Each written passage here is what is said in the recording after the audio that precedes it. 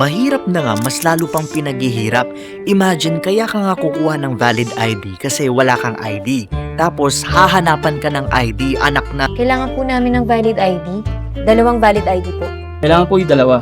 Ma'am, policy kasi yan. I watched 2 valid IDs last August 17, one of the official entries in this year's Cinemalaya under the full-length category. This film is all about a farmer named Sylvia na pinagbibidahan ni Marieta Subong, also known as Pokwang.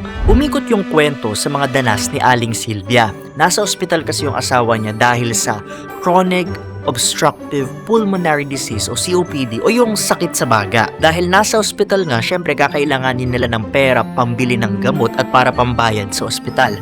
Nung kukuhanin na ni Aling Sylvia yung pera sa remittance center, hinanapan siya ng ID. Pero ang problema, walang kahit isang valid ID si Aling Sylvia. Pero ang malala pa nito, 2 ang hinahanap sa kanya. Ang stressful, di ba? 2 valid IDs was able to discuss 2 relevant social issues, specifically the never-ending bureaucracy and the struggling public healthcare system in the country. Oo, matagal ng problema ang burokrasya sa Pilipinas at maraming mga Pilipino ang nakararanas nito, lalo na yung mga mahihirap. Isama mo pa yung problema sa mga ospital. Punong-puno ang mga kwarto, walang mapwestuhan ang mga pasyente, kulang ang bilang ng doktor at marami pa. Yung iba ayaw na nga magpa-ospital kasi alam na nila yung sasapitin nila eh. Kaya yung mga kasama ko sa sinehan natatawa, hindi dahil nakakatawa yung kwento, pero dahil danas at totoong karanasan nila ito. Isa siguro sa magandang mensahe na napulot ko sa panonood ay yung kahalagahan ng kapwa. Likas kasi talaga sa ating mga Pilipino yung pakikipagkapwa no?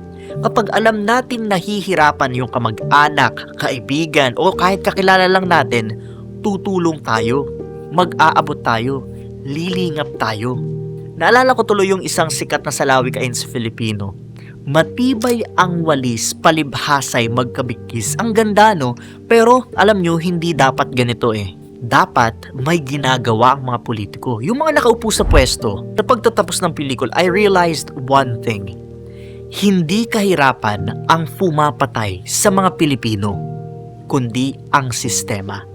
Hindi dapat ang mga mahihirap ang pumapasan sa problemang ito. Nararapat lamang na kalampagin natin ang gobyerno. Dapat lang na pinakikilos natin sila. Kaya naman, ang mahalagang tanong dito ay hindi kung papaano susolusyonan ang problema, kundi kung sino ang dapat na binoboto ng mga Pilipino.